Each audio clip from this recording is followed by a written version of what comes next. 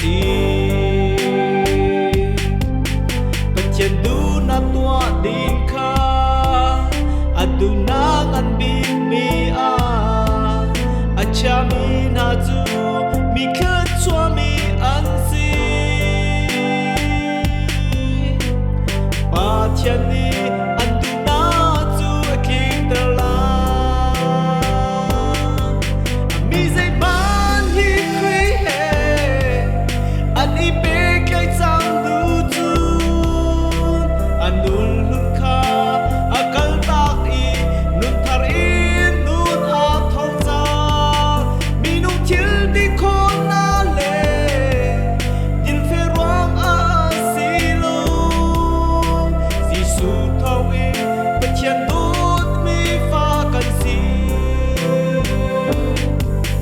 Mi zai ban hi kri he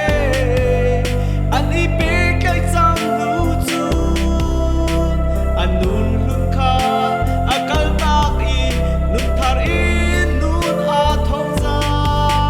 Mi nung chil ti khon na le Din fe ruang a si lo Si su thong i Pachen dut mi fa kan si Si su thong i